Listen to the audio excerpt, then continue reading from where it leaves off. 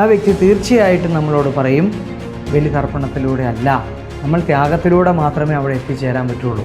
അവിടെ നിന്ന് എന്തെങ്കിലും അനുഗ്രഹത്തോടെ ലഭിച്ചിട്ടുണ്ടെങ്കിൽ അത് നമ്മുടെ വീട്ടിലെത്തുന്നതിന് മുൻപ് തന്നെ നമ്മളത് ഇല്ലാതാക്കും.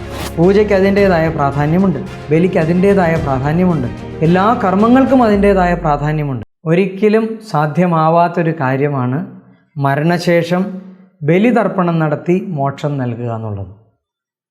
ഇതെങ്ങനെ സാധ്യമാവും? നിങ്ങൾ തന്നെ ഒന്ന് ആലോചിച്ച് നോക്ക്. ഈ ബലിതർപ്പണം ചെയ്യിപ്പിക്കുന്ന വ്യക്തിക്കോ ഇതിൻ്റെ കർമ്മങ്ങൾ നമ്മളെ കൊണ്ട് ചെയ്യിപ്പിക്കുന്ന വ്യക്തിക്കോ ഈ പറയുന്ന മറ്റ് തലങ്ങളിൽ, അതായത് മറ്റ് ഡയമെൻഷൻസിൽ യാത്ര ചെയ്ത് പരിചയമുള്ളൊരു വ്യക്തിയാണെന്നുണ്ടെങ്കിൽ ആ വ്യക്തി തീർച്ചയായിട്ടും നമ്മളോട് പറയും ബലിതർപ്പണത്തിലൂടെ അല്ല, നമ്മൾ ത്യാഗത്തിലൂടെ മാത്രമേ അവിടെ എത്തിച്ചേരാൻ പറ്റുള്ളൂ. അതിനുവേണ്ടി നമ്മളൊരു ഉദാഹരണം എടുക്കുക. സാധാരണഗതിയിൽ നമ്മൾ കാണുന്നൊരു രീതിയാണ്, ശബരിമലയ്ക്ക് പോകാൻ വേണ്ടി നമ്മൾ 41 ദിവസം നൊയമ്പ് നോക്കും. ഈ 41 ദിവസം നൊയമ്പ് കഴിഞ്ഞിട്ട് പിറ്റേ ദിവസം നമ്മൾ ചെയ്യണത് എന്താ?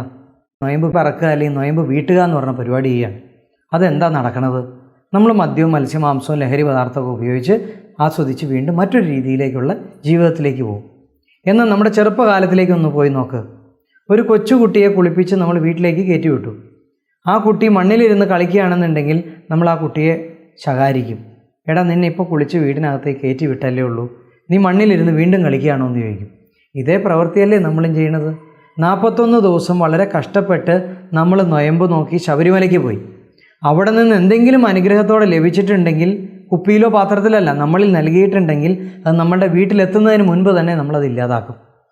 അപ്പം നമുക്ക് എവിടെ അനുഗ്രഹം കിട്ടിയത്? 41 ദിവസം കൊണ്ട് നമ്മുടെ ജീവിതത്തെ ചിട്ടയോടുകൂടി ജീവിക്കാൻ ശീലിച്ചിട്ടുണ്ടെങ്കിൽ അതിനെയാണ് പിന്നീട് നമ്മൾ ജീവിതത്തിൽ കൊണ്ടുപോകേണ്ടത്. 41 ദിവസം കഴിയുമ്പോൾ നമ്മൾ വീണ്ടും ചെളിക്കുണ്ടിലേക്ക് ഇറങ്ങാനല്ല പറയണത്. ഇതുപോലെ തന്നെയാണിതും. നമ്മളൊരു വർഷത്തിൽ ഒരു ദിവസം നമ്മുടെ ഒരു പ്രത്യേക ബലിതർപ്പണത്തിൻ്റെ ദിവസമാണ്. ആ ദിവസം ഈ ശാസ്ത്രത്തെ കൃത്യമായിട്ട് അറിയാവുന്ന ആളാണെന്നുണ്ടെങ്കിൽ നമുക്ക് ബലിതർപ്പണത്തിലൂടെ ഏതെങ്കിലും ഒരു തലത്തിലേക്കൊക്കെ നമുക്കും അനുഭവ യോഗ്യമാക്കാൻ പറ്റും. പക്ഷെ അതിനെല്ലാം ഒരു പരിധിയുണ്ട്. പൂജയ്ക്ക് അതിൻ്റേതായ പ്രാധാന്യമുണ്ട്, ബലിക്ക് അതിൻ്റേതായ പ്രാധാന്യമുണ്ട്, എല്ലാ കർമ്മങ്ങൾക്കും അതിൻ്റേതായ പ്രാധാന്യമുണ്ട്.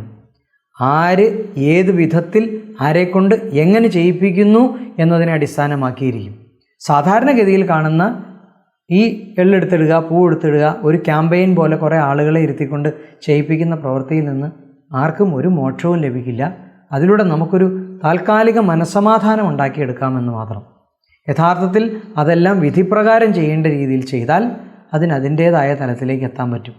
മോക്ഷം എന്ന് പറയുന്നത് നമ്മൾ ഓരോരുത്തരും ജീവിച്ചിരിക്കുമ്പോൾ നമ്മൾ സമ്പാദിച്ചെടുത്ത് നമ്മൾ തന്നെ മോക്ഷത്തിനുള്ള മാർഗം കണ്ടുപിടിക്കണം. നമ്മൾ തോന്നിവാസം ജീവിച്ചിട്ട് മരണശേഷം നമ്മുടെ പിൻഗാമി അല്ലെങ്കിൽ നമ്മളെപ്പോലെ തന്നെ ജീവിക്കുന്ന മറ്റൊരാൾ നമ്മളെ കർമ്മങ്ങൾ ചെയ്ത് നമുക്ക് മോക്ഷമുണ്ടാക്കി തരുന്ന നമ്മൾ ധരിക്കുന്നുണ്ട് എങ്കിൽ അത് വെറും ശുദ്ധ മണ്ടത്തരമാണ്, ഒരിക്കലും സാധ്യമല്ല.